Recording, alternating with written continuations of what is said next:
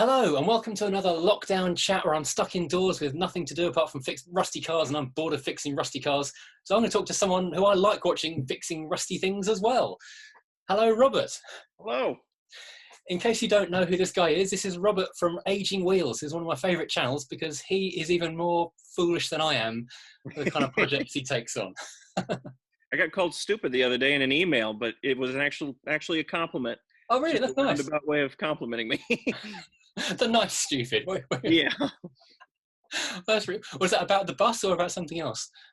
Just me in general said, you do things really dumbly. I appreciate that you're not afraid to tackle anything. I guess that's kind of a compliment. Yeah. Yeah, it wasn't actual calling you really stupid, so Yeah. yeah. If anyone here who's watching this isn't familiar with Aging Wheels, maybe hit pause, go and hit the link in the description and go and look at his channel, because he's got a really, really eclectic collection of stuff, going from the tiniest electric car you've ever seen, which looks like a smart car, because did they basically rip off smart car? Yeah, it was based on the body of a Chinese knockoff of a smart car. So yes, Kind very, of, very yeah, cool. yeah, and a smart car, and the Trabant you still have, I do have the Trabant, yeah. yeah. You've sold the Volvo. It was a Saab. Saab, sorry, yes. Yeah, yeah. But yeah, I sold that last year. Yeah, that was quite a fun car. Got a couple of modern vehicles and half a bus.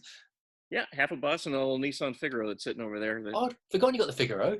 It's not my Figaro, but it's Oh, just okay. sitting over there in the corner of the shop. I'm going to Yeah. be working on it a little bit. Yeah, so his collection of stuff makes my collection of stuff kind of look sensible in a way. That's my goal, And I guess. there aren't many that do that. So when you go out into town, because you're in Missouri, aren't you? Hmm. When you get into the shops or the car parking lot and you're in a Trabant or a Wego, what's the reaction from people when you pull up in that? Well, in the Trabant, everyone pays attention to it. I get more looks than if I was driving a Lamborghini that's been set on fire. But no one pays attention to the Wego. Everyone Really? ignores it. Completely under the radar. Yeah, despite it having a stupid electric outlet on the side and says electric car on it everywhere, I guess everyone just ignores it. Oh, that's interesting. So maybe if you're planning a bank job of some kind and needed a getaway car that was completely invisible, that would be the thing to do it in. Yeah, If you're really robbing easy to someone track nearby, down though. yeah. Not a good getaway car. If you could get a series of them parked maybe about 4 miles apart from each other. Yeah. You just have to buy up the entire stock of remaining Legos. And having a line down the interstate. Some planning required, but we could get away with this. Rather have a nondescript white van, but yeah, Legos. Yeah, the white van is so obvious though. They'll be looking for a white van. Oh yeah, yeah. So the bus project is fantastic. You must have got a lot of new people watching your channel thanks to the bus, because that is just mad. We have a surprising amount of new people watching the bus. Unfortunately, it's kind of a different viewer base, so the people that tuned in for the bus aren't really tuning in for other stuff. But yeah, I got a lot of new people from the bus. Like bus fans or what then? Yeah, I think the schooly base is a pretty big viewer base. I had no idea that was a thing. Yeah, that's a thing in the US. Wow, because I'm really, really keen on getting a P71 Ford Crown Vic police car for my next vehicle at home, which is harder than you might think, because at $1,500, maybe even less where you are, I guess. You could pick up all day long. Were those sold new in the UK? Never sold them here. Oh, never sold. Well, you can import them. We can't import anything. Oh, we can import them, yeah. I nearly imported one last year, and I managed to track a really perfect one down in everything I wanted, apart from the colour, but it was the perfect spec in LA. And it was the full police interceptor pack, but painted a kind of a weird, like an early Mark I Ford Focus in that metallic minty green they did. Did they have that over there? Maybe? I don't remember it.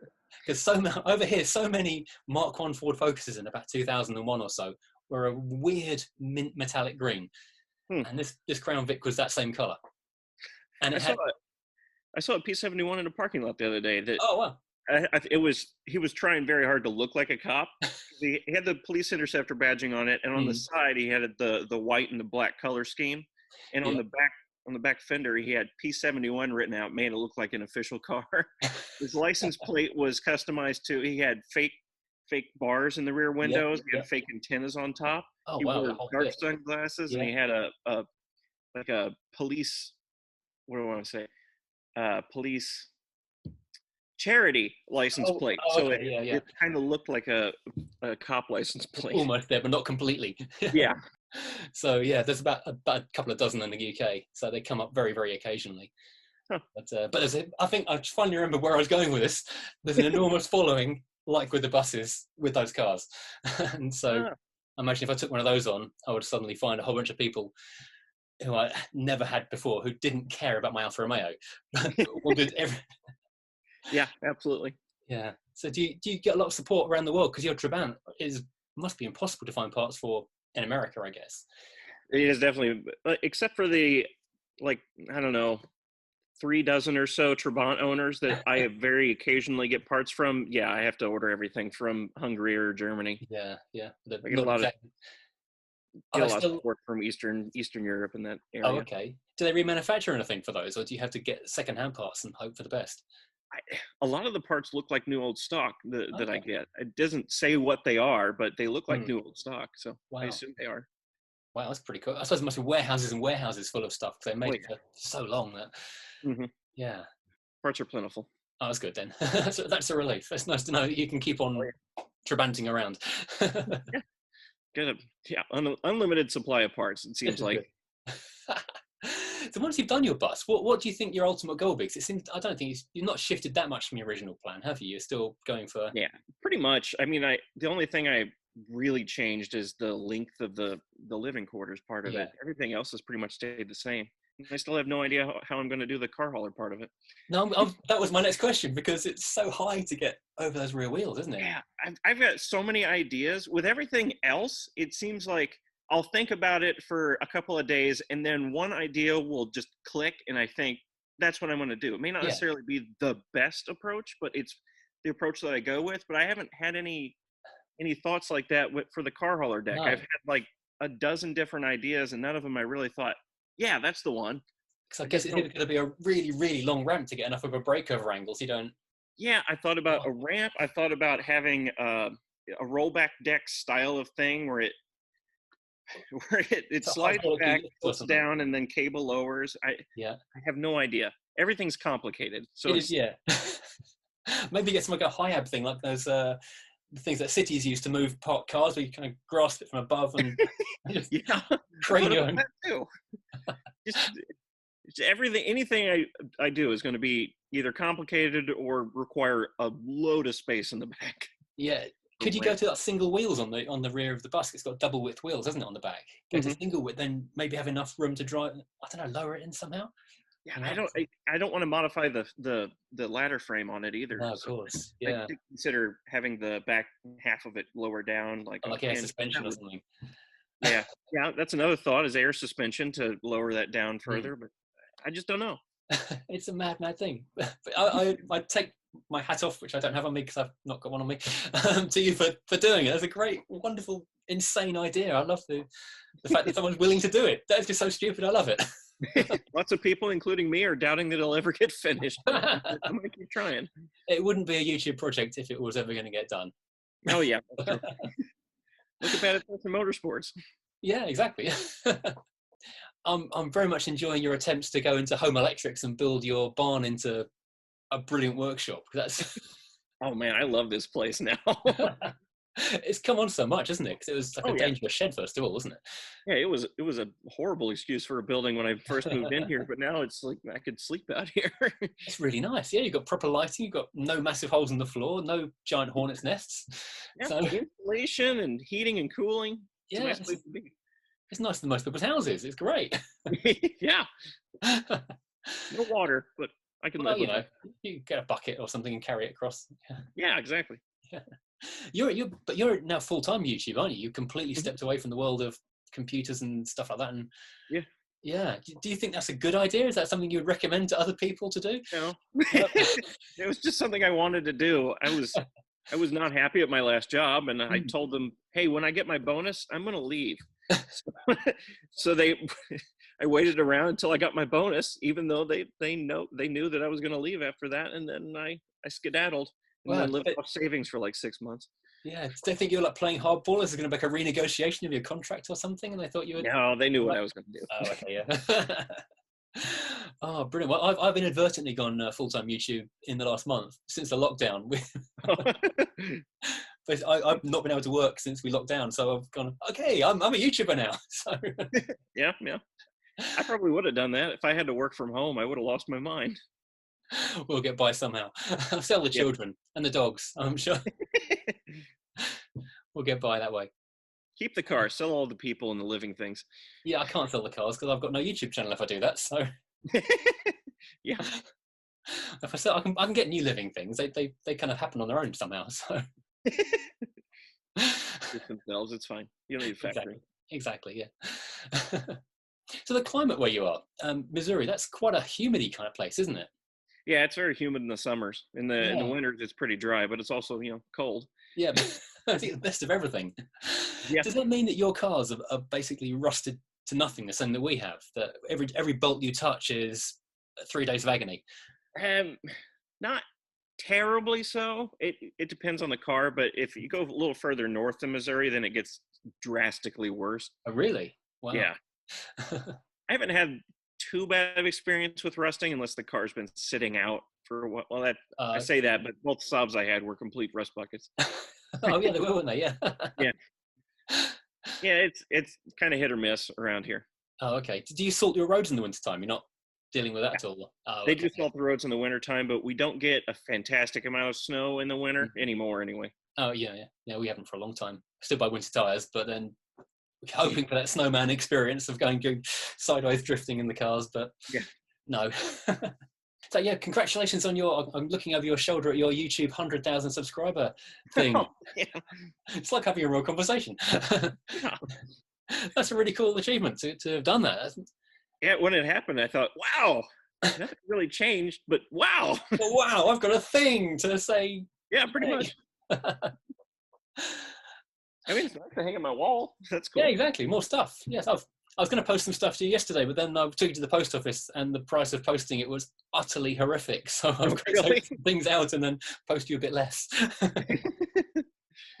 Went to the post office the other day. I went to, last year I I mailed off a bunch of engraved pieces of the bus to Patreon followers of a certain tier. And one of them went to Iceland, and the guy at the post office wrote the wrong name of the town. He transcribed it wrong, so I had to go resend that to Iceland. But yeah, the postage seemed to be the same. I don't remember where I was going with that, but I sent a package to Iceland the other day. Hello, Iceland, if you're watching. Yeah. So your people who watch your channel, they're quite involved in your ideas, aren't they? They kind of people, we get a lot of feedback on comments and things. So especially recently, since I started doing the daily video thing because of this whole lockdown situation, I've been getting tons of immediate feedback, not just in the comments, but people have been emailing me. Really? And by and large, they're incredibly nice and respectful. And even if they have a contrary idea, they approach it in a nice way. Oh, that's good. Funnily enough, I've actually found the same thing. I've had a few emails from America, from the UK, from people saying nice things and lots of helpful advice on comments. Yeah. I don't know what's going on. YouTube is broken. Yeah, the only difference is I had a video about the Wego the other day and how it's dead, and I touched wires on video, so there were lots of negative comments about that and what I did wrong. Not was that the charger what video? I did wrong, but that I did something wrong. Yeah. Well, I get told off for my welding quite a lot because I'm really bad at welding, and yeah. It's very easy to say what's done wrong when you're watching with a cup of tea indoors. When you're lying on your back in the cold with the wind whipping past, it's harder to see what you've done wrong. I don't think welding is as much as an art form as internet comments make it out to be. Really a skill, but I don't know if it's that important. Well, as long as the floor stays in the car and the wheels stay on the axles, and holds together, and that you don't have to bolt through the welds, then you're good. Yeah, that's pretty cool. Yeah. Yeah, I spent the last about 4 days welding an Alfa Romeo, only in like a 2001 car. It's not even that old, but we have salt, so it's gone. I took it. Do you have like an annual inspection test in your state where you have to? We have it's every 2 years. It's a safety inspection, but it's so meaningless. Oh, really? I've taken the Trabant in there with non-working headlights for the past 3 times, and it's passed safety inspection. Okay, that's good. Maybe I'll move to Missouri then, because where we are, it's an annual test and it's really strict. Yeah, that's what I've heard. Yeah, and the guy took it to my favourite garage, where the guy is really helpful and can actually weld and repair stuff really well. Mhm. And he took it in, did a pre-test for me, like an inspection, just to make sure it's going to go through the test before you pay the government fee. Mhm. And he put it on the ramp and just kind of laughed. Said, no. Yeah, And they I don't said, even pay attention to rust here. If oh you have no. a hole in your floor, unless it's too big, and if you can still sit in the car, it's going to pass safety inspection. Wow, that's cool. But if you have a crack in your windshield, then it'll fail. Well, it's good to have priorities. Yeah.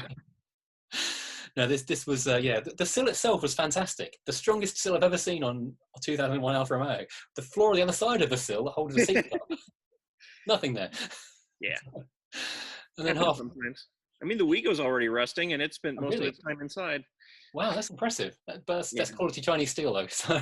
Oh man, and it was on the door pillar too, Oh, not really? anywhere near salt. Wow, that's impressive. Was that stone chips or something that's managed to get in there? No, I think it was just. I think it was just shoddy paint job on the edge. It was a pinch seam, a spot Oh, weld okay, yeah, where it yeah. started rusting. That's not good. Smart car's doing great though. Most of its Oh, body yeah. panel is plastic though. I was going to ask about that. Yeah, because that's a car you're, I guess, keeping kind of long term. I think, isn't it? Oh, Yeah, I bought it as a video prop, but I have not licensed it or given it a safety inspection or anything. It's just sitting in my shop. It doesn't take much space up there, does it? So you can afford Yeah, to have it hanging around. over there, just Yeah, minding its own business. yeah, it's good. But it did start yesterday with a jump though, didn't it? So Yeah, yeah, not it's not good. even with a jump. The battery just seems to maintain a charge on its own. It'll sit for 6 months at a time. That's really impressive. Yeah. I have I have a dirt cheap Volvo like that I was actually working on today. I paid $175 for it, which is about $210, £175, $210 ish. And it's a beautiful 1980s Volvo 740. And it's been parked on the street for the past 3 weeks because of lockdown. And I went out to bring it in today to go and do a few jobs on it. Turn the key, the thing just fired up. It's fantastic. And Great. I think it's on this original Volvo one. It's on a Volvo battery from at least 10 years ago. It's still got the Volvo tags on the battery itself. So someone paid good for that battery. But Is it still licensed and road usable? yeah, it has to be. It could be a thing in the UK. The ability to buy usable used cars for like $200-300. That's not really a thing here in the United States. No, I've heard that from a few comments lately because I've bought 2 cars recently where the same kind of things happened. Last October, we did a cheap car challenge, a drag racing challenge at Mhm. a drag strip. And I paid £200 for a Hyundai Coupe. Yeah, that's not a paid that for that here. It would have a missing title or something. Oh, it had a missing floor, but Man, you don't need that. but it hadn't driven in about 5 years.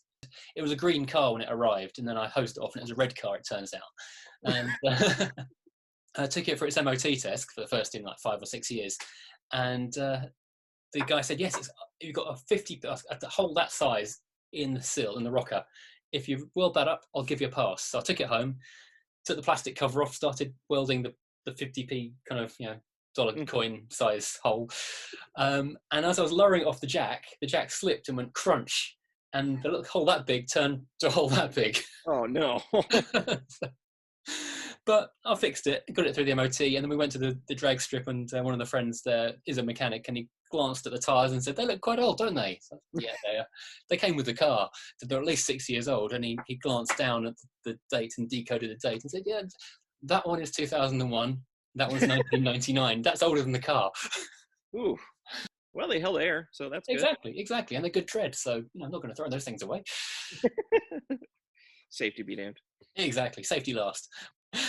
So hey, but yeah, no, I keep on hearing from comments whenever we talk about amazing car buying deals in the UK. You just can't get these kind of cars over there for under $500, under $200.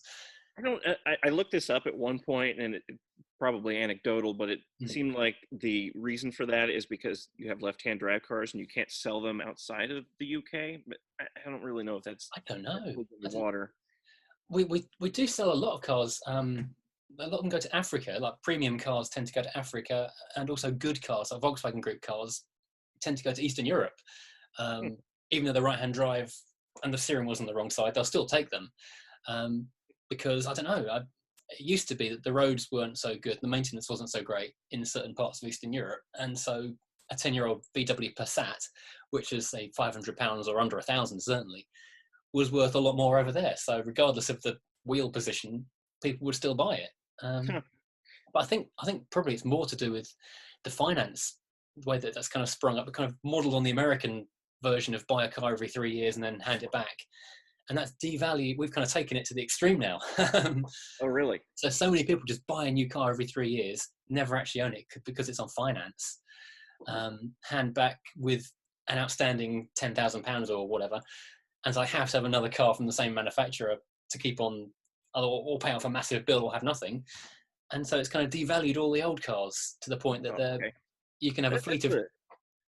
That sounds like a pretty good theory. It sounds like the Japan approach, where you just have to have a new car. So all new cars are basically worthless at that point. It kind of is. I mean, certain cities have now got these emission zone things, like London and Bristol, and I think some of the northern, I forget which ones, have these emission zones where you can't take your car. My daily car is a 10-year-old Mercedes, which looks lovely and fresh and new, and I think it's clean. I can't drive it to London without paying, like, I don't know, £50 or £60. I forget what the fee is.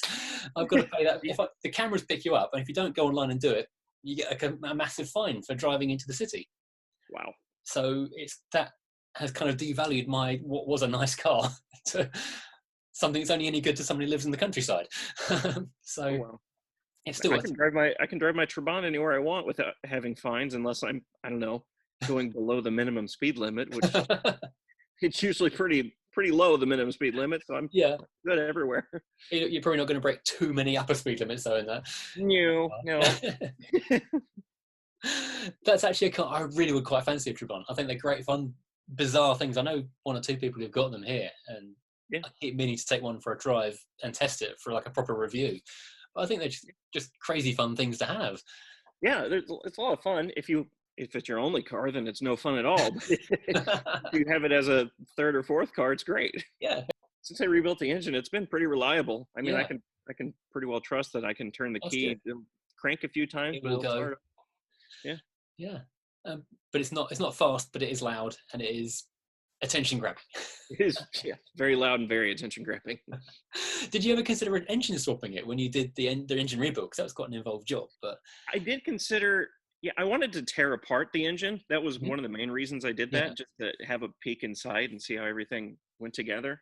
I did consider, you can buy the sport racing engine from Trabant World in Germany. I think it's uprated to 30 or 35 horsepower, but it's a whole crate engine you can just buy. Wow.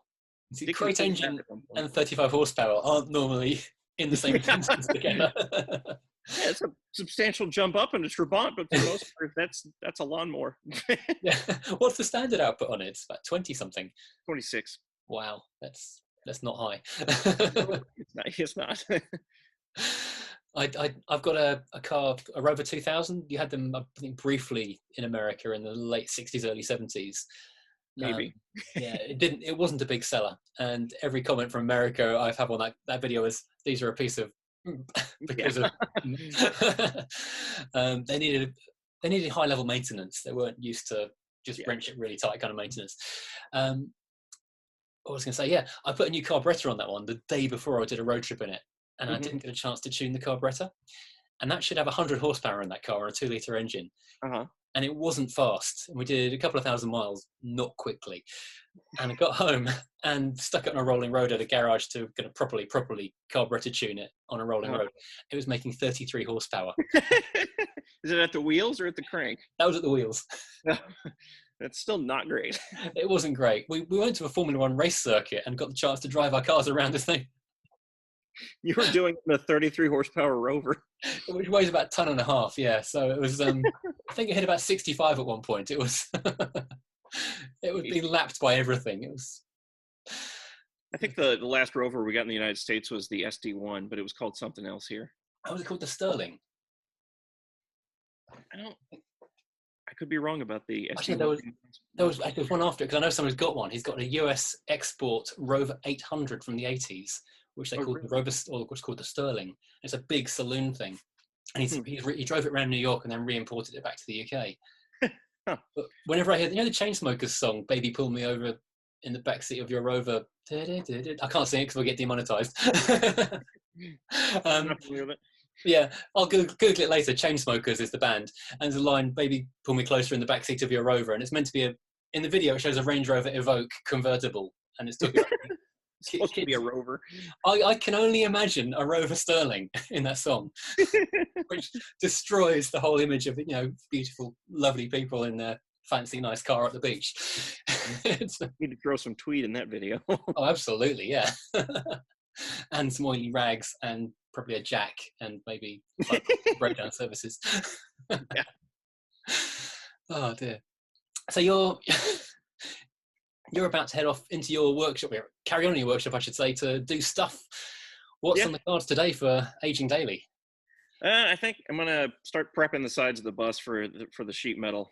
Grind down the sides to make them more smooth. Put some self-housing primer on them. Weld up a few supports for the sheet metal to screw onto. Various little things like that. Mm. So that's more than a day's work, though, isn't it? 'Cause there's a lot of bus to go around. Yeah, there's. I have this really terrible habit of setting my goals for the day and not realizing that I'm overextending my reach for my goals. I do it every day too. It's easily done. I had the plan to change one bolt today, and 2 hours later I realized I had to come and talk to you later on. Yeah. So yeah, it's easily done. Yeah, but some days are just lazy too. Oh well, that doesn't help either. But yeah, I can completely empathise with that. I mean, since the lockdown, I've become more and more lax with timekeeping. As to I'm going to be up at 7. I'll be out on the drive by 8:30.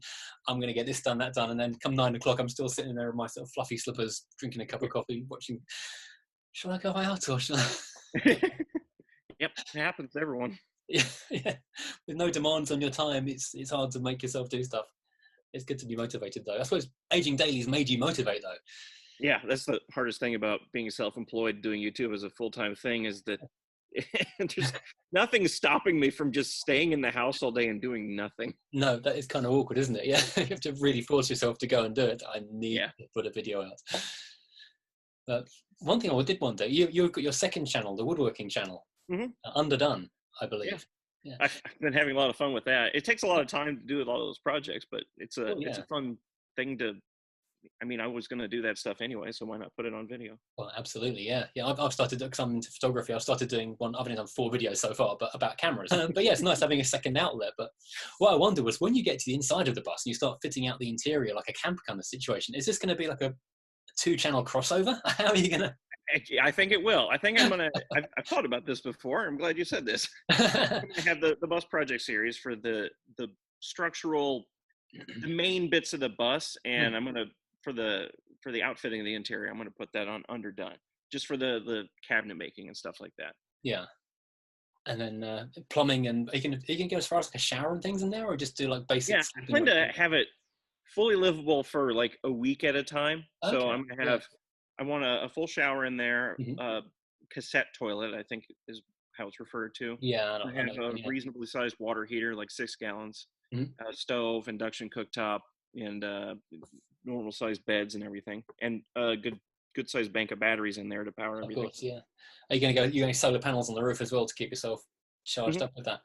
Yeah, I want to have 2 sources of charge. I want to have solar panels on the roof. I don't know how much wattage that can give me because my roof area is reduced since I have the car hauler. Yeah. Or like a covered area on the car hauler area as well to kind of extend there might be a covered area, but I'm not going to mount solar panels to it. I think for the second source of charging, I'm going to put a second alternator on the engine of the bus. Yeah. Just run the motor and charge that way. Yeah. Keep it simple. Sometimes works. Yeah. But I know you've not really got a finished date in mind, but when would you like to have it on the road by? I haven't even thought about this. I've been giving myself plenty of room so I don't rush it and screw something up. No, of course, yeah. I expect it to be in a usable state in about 2 years. Okay, yeah. Really have no idea. It's not an unusual, it's not out of the ballpark kind of idea, is it? That's potentially, it's quite doable. Yeah. I think, yeah. To drive a bus where you are, do you have to have a particular bus license, or can anyone just get in one? So I struggled with this a lot when I bought that bus. When I actually bought it and brought it home, I had my dad drive it because he has a commercial driver's license. Sure. And I was told repeatedly by the mechanic that worked at the place I got the bus, I was told repeatedly by him that you don't need a CDL to drive that bus since it's privately owned. Hmm. But I had other people tell me that you do need a CDL. So I called it was the highway patrol station near here. And they said, no, you don't need to drive, you had to have a CDL to drive it as long as you take the majority of the seats out. Okay, so it's like a private vehicle, not a commercial vehicle. Yeah, Yeah. but I'm getting mixed messages on it. One thing I'm going to do in the future is after the conversion is mostly done, I can take it to a highway patrol inspection station and they can do a number of checks, make sure that it has RV things like a place to cook and a toilet of some sort and all those little things. And they'll convert the title to an RV. So it's officially an RV and I won't have to have any sort of special license. Oh, that's cool. Yeah, I did wonder about that because over here, I think over 7.5 tons, you have to have a particular license. I'm guessing that weighs more than 7.5 tons, doesn't it? Yeah, so. It weighs. Well, it has a gross weight rating of 30,000 pounds, which is what, 15 tons. That's quite a lot. Yeah. Yeah. And I guess although you've taken a lot of bodywork off, that bodywork isn't particularly the heavy part of the bus, is it? That's actually it's surprisingly heavy. I took it through a weigh station before I started ripping anything out, and it was 18,000 pounds empty. And then I took the seats out, and that was already 500 pounds. So that's a lot. Yeah. And the bodywork's all made of steel, so it's not exactly light. It looks like it's going to be nothing, doesn't it? Because you think, it's just fragile and flimsy, but metal's heavy stuff. So quite heavy. Yeah, I'll be excited to see that. So will I.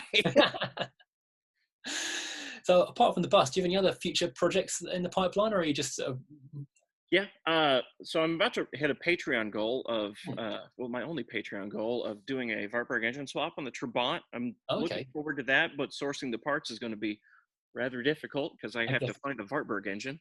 East Germany again? Huh? East Germany again, or Eastern Europe? Yeah, I'm thinking either Hungary or Germany, just Germany as a whole. Anywhere in that area specifically. Yeah.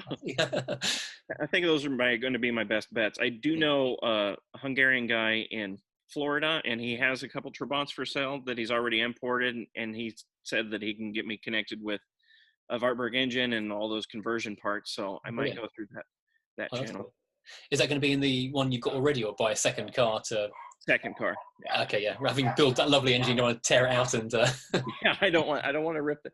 That's just going to be it's going to stay forever how it is, pretty much. Oh, that's cool. Yeah. So what kind of power does that new Wartburg engine make? Between 50 and 75. I've read online that 50 is what it made stock, and you can do some fiddling with it and get it up to 75. I don't know what fiddling means, but... Camshaft inlets... I don't know. I don't know if it's going to require physical part swapping or just tuning of the carburetor. Yeah, it's going to be more than double the power that a Trabant makes. That's potentially frightening. I like it. I need to get a specific model year of Trabant. It needs to be 84 or newer. Okay. To get a different axle setup, and I can do a disc brake conversion on it for safety. That's a good idea. Yes, I think that's wise. First thing, I think. Yeah. Do you use the Trabant gearbox or the Wartburg gearbox? So Trabant World in Germany actually sells replacement gears to change the gear ratio in the Trabant gearbox for the conversion. Yeah. So I would use the Trabant gearbox, but it would be a different set of internals. Yeah, different internals. Yeah, because obviously double the power. That's probably going to do bad things to that otherwise, isn't it? Yeah, I think the new ratios make it a little bit higher geared, so you can have a higher top speed. Oh, that's cool. Yeah, that would be fun. Yeah. Make a cool sound. I'm building it's a Buick V8, but Rover bought that engine back in the early 60s as a design, and so they ran it until about 2000 as the British V8, really. The 3500. That's the one. Yeah. Well, I'm building one that's a 4.6 out of a Range Rover, and I'm putting it into a 70s car, which is it's a straight swap because it's the same block, just change the oil pan and the front timing cover and the the induction gubbins. Oh wow! and you've got a 4.6 litre engine in the car. And that's a weekend's work, and 2 years later, I'm nearly done. Yeah, but I've kind of run out of time and money and everything else. So instead of putting the 5 or 6 speed manual gearbox conversion I was planning on, it's getting the original 3-speed automatic going back on, which is good for 150 horsepower. Oh, how much does the 4.6 create? About 300. Oh, well, that might last an amount of Day. time. The first burnout will be brief. So, Well, the good news is you're destroying a 3-speed auto, so it's not that big of a loss. I'm doing a good thing for the world. It's a fun game to play. Yeah, fun is not the word I would use. It's a game to play. I would just be constantly thinking, well, this is going to break, so do I put any effort into this? Well, I'm working through the idea that I'll fix stuff, and as it breaks, I'm then forced into upgrading the next part. Yeah. And I've got good breakdown cover. So I've got pretty good breakdown cover, so yeah, I should be fine. Right, I better let you get on and do some work because it's now, I guess, time to start doing stuff to buses and welding and things today. Yeah. Get out there at some point. Yeah. Sorry, if I stop talking, you've got to work, so maybe I should talk longer. I don't know. Well, as soon as we stop talking, I'm going to go back in the house and eat something. Oh, okay. I'll let you have some breakfast in that case. Thank you. It's been great to speak to you. I've been loving the channel for so long. It's great to finally say hello and put a personal name to the face, if that makes sense. Well, thanks. Yeah, I wish you the best of luck, and in 2 years' time, hopefully we'll get to see that bus running, and maybe I'll come out and fly out and take a ride in it. Yeah, you're more than welcome as soon as the coronavirus thing is over with. Well, 2 years' time, hopefully we'll be free to do stuff again. Yeah, I think the world's never going to be the same, but hopefully we'll be in lockdown forever. Yeah, well, maybe I'll take a ship over and sort of socially distance on a ship because planes are too small. So be quarantined on a ship forever, like the Princess whatever it was. Oh yeah, that doesn't sound bad. Doesn't sound good either. No, there's no real solution because you can't fly because planes are too contained and you're all breathing the same air. And ships, if you get the one bug on there, everyone's stuck. So I don't know. Drive over here. You got the bearing straight. Exactly, yeah. That's a challenge, actually. I like the sound of that. Yeah, I'll go and buy a Land Rover. Right. Cool. Thank you, Robert. Nice to talk to you, and take care. Thanks for watching, everybody. Yeah.